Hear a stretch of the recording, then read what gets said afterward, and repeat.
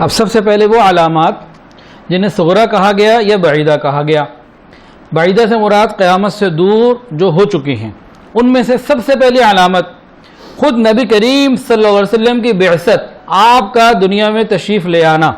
نبی علیہ السلام نے ارشاد فرمایا انا والساعۃ کہاتین، میں اور قیامت اس طرح ہیں جیسے ہاتھ کی دو انگلیاں، کہ بالکل قریب قریب. نبی علیہ السلام کا آنا ہو چکا تو ایک علامت یہ پوری ہو گئی. دوسری علامت اقتربت الساعۃ وانشق القمر، چاند کا دو ٹکڑے ہو جانا رسول اللہ صلی اللہ علیہ وسلم کے حکم سے، اشارے سے، اور دوبارہ اس کا مل بھی جانا. یہ دو علامات ہو گئیں. نمبر 3، نبی علیہ السلام کا دنیا سے چلے جانا، پردہ فرما جانا. خود حدیث کے اندر یہ بات موجود ہے، بخاری شریف کی روایت ہے، فرمایا کہ اپنی وفات کو بھی ذکر فرمایا علامات قیامت میں سے. تو نبی علیہ السلام کا آنا، اقتربت الساعۃ وانشق القمر، چاند کا دو ٹکڑے ہونا، اور نبی علیہ السلام کا واپس تشریف لے جانا.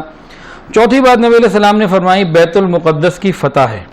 حضرت عمر بن خطاب رضی اللہ عنہ کے زمانے میں بیت المقدس فتح ہوا اور دوبارہ صلاح الدین ایوبی کے دور میں فتح ہوا. تو ایک علامت یہ ہے جو پوری ہو گئی. اس کے بعد فرمایا کہ تمہارے اندر ایک ایسی کثرت سے موت پھیلے گی کہ جیسے بکریوں کے اندر ایک وبا ہوتی ہے، اس کا نام ہے قاص، کہ بکریوں کے ناک سے کوئی مادہ نکلتا ہے فوراً بکریاں مرتی ہیں بہت کثرت کے ساتھ.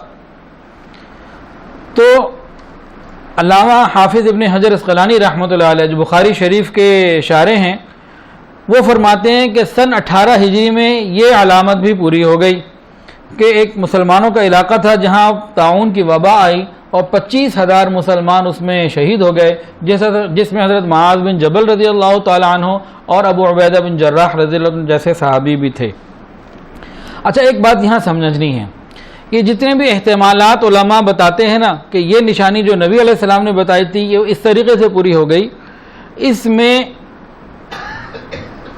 کہیں بھی آگے پیچھے معمولی سا ہو سکتا ہے احتمال. ہم جو آگے باتیں سنیں گے نا، جو باتیں ہوں گی موجودہ حالات سے یا باقی حالات سے، یہ سب اندازے لگائے جا سکتے ہیں. صحیح علم اللہ ہی جانتے ہیں، لیکن پوری ہو رہی ہیں. نبی علیہ السلام نے ارشاد فرمایا کہ طاعون کی وبا کے بعد تمہارے اندر مال کی کثرت ہوگی.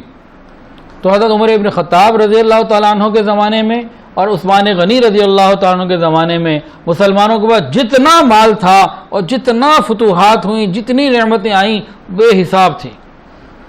حضرت عبد الرحمن ابن عوف رضی اللہ تعالیٰ عنہ جو دنیا سے تشریف لے گئے تو ترکے میں انہوں نے کیا چھوڑا؟ پراپرٹی بہت زیادہ، 3 ارب 10 کروڑ سونے کے سکے،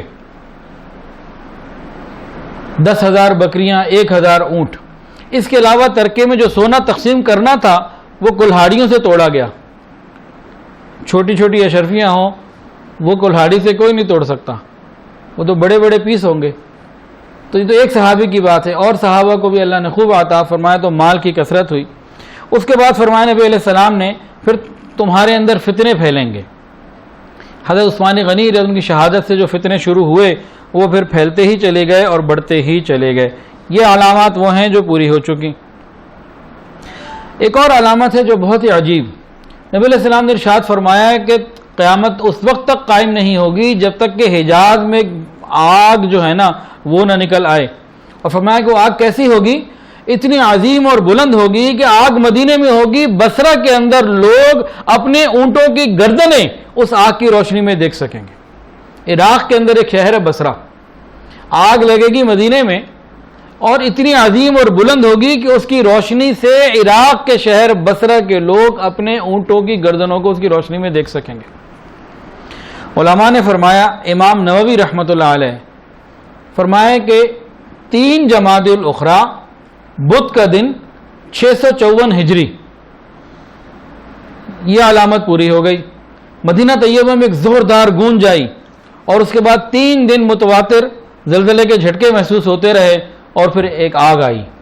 آگ مدینہ کے شہر مدینہ حدود حرم سے بالکل باہر جگہ ہے حرہ، بنو قریظہ کے قریب، وہاں آگ لگی اور وہ پھیلتی چلی گئی اور اتنی بڑی تھی کہ اس وقت قاضی صدر الدین رحمۃ اللہ علیہ جو اس دور میں بصرہ کے اندر قاضی بھی تھے، عالم دین تھے، مدرس تھے، مدرسے میں پڑھاتے تھے، انہوں نے وہاں لوگوں سے پوچھا تو لوگوں نے کہا کہ ہم نے اس آگ میں اپنی اونٹوں کی گردنوں کو دیکھا، جو ہمیں واضح نظر آتی تھی اور روشنی اتنی تھی اگر ہم چاہتے تو بآسانی ان کو ذبح بھی کر سکتے تھے.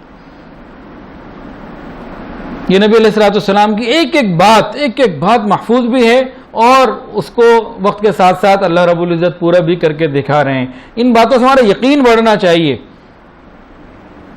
اور اسی طرح علامہ قطب الدین قسطلانی رحمۃ اللہ علیہ جو بخاری شریف کے شارح ہیں، انہوں نے لکھا کہ حرہ کے پتھروں کے میں ایک ایسا پتھر تھا، وہ پتھر کا آدھا حصہ حدود حرم میں تھا اور آدھا حدود حرم کے باہر تھا.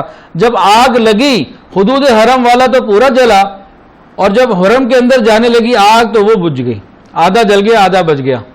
اور آج بھی مدینہ طیبہ شہر کے اندر یہ پہاڑ موجود ہے، یہ آتش فشاں جو ٹھنڈا ہو چکا آج بھی موجود ہے، کالا پہاڑ نظر آتا ہے.